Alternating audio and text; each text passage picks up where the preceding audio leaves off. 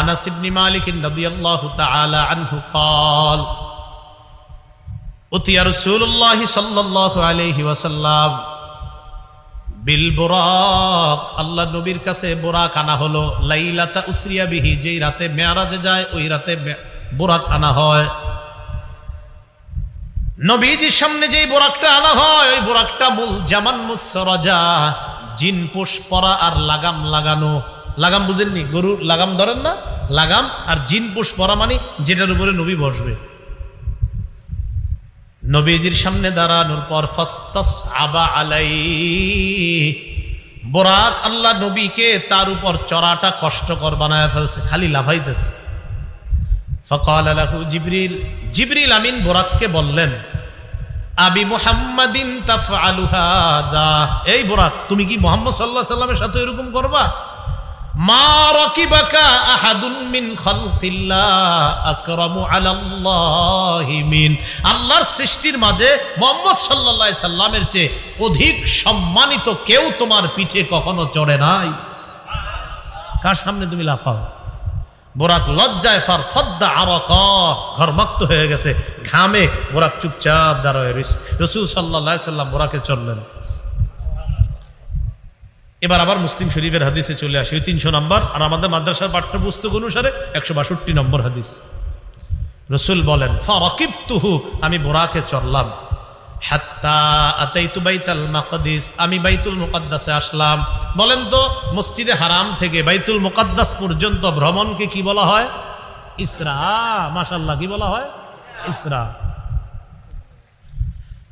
বাইতুল মুকদ্দাসে আসলাম, আসার পর ফারাবাতুহু বিল হালকাতিল্লাতি কানা ইয়ারবিতু বিহিল আম্বিয়া, ওই খুঁটির মধ্যে আমার বোরাকটা বাঁধলাম, যেই খুঁটিতে সাধারণত অন্যান্য নবীরা এই মসজিদে যখন বিভিন্ন বাহনের উপর সওয়ার হয়ে আইসা তাদের বাহনটা যেই খুঁটিতে বাঁধতেন, আমিও আমার এই বোরাক নামক বাহনটা নবীদের ওই খুঁটিতেই বাঁধলাম। বুঝেন না কথাটা? যে আমি বাঁধলাম ওই খুঁটিতে যেই খুঁটিতে নবীরা বাঁধে। তো বাঁধার পর সুম্মা দাখালতুল মসজিদা, মসজিদে প্রবেশ করলাম, বাইতুল মাকদিস এটাতে প্রবেশ করলাম। অন্য বর্ণনায় প্রবেশ করে দেখে আল্লাহ পাক রব্বুল আলামিন সমস্ত নবীদেরকে আনছেন নবীর পিছনে 2 রাকাত নামাজ পড়ানোর জন্য। সুবহানাল্লাহ। ফাসাল্লাইতু ফীহি রাকাতাইন, রাসূলুল্লাহ সাল্লাল্লাহু আলাইহি সাল্লাম বলেন আমি 2 রাকাত নামাজ পড়লাম। সুম্মা খারাজতু মিনাল মসজিদ, আমি মসজিদ থেকে বের হলাম। বের হওয়ার পর দেখি ফাজাআনি জিবরিল বিইনাইম মিন লাবান ওয়া ইনাইম মিন খাম, জিবরিল আমিন 2টা পাত্র আনছে, একটার মধ্যে দুধ আর একটার মধ্যে মদ। আমি মসজিদ থেকে বের হলাম, জিবরিল আমার সামনে 2টা পাত্র আনছে, একটা দুধ আর একটা মদ। ফাখাসতুল লাবান, আমি দুধ গ্রহণ করলাম।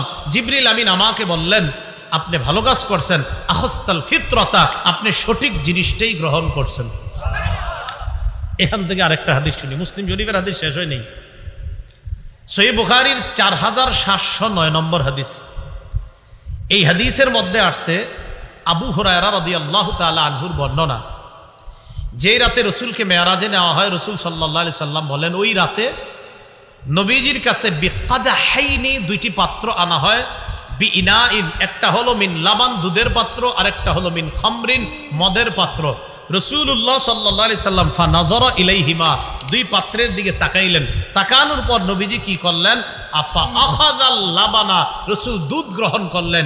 জিবরিল আমিন বললেন, আলহামদুলিল্লাহ আল্লাযী হাদাকা লিল ফিতরা, সমস্ত প্রশংসা ওই আল্লাহর, যেই আল্লাহ আপনাকে সঠিক জিনিসটা গ্রহণ করার তৌফিক দান করছেন।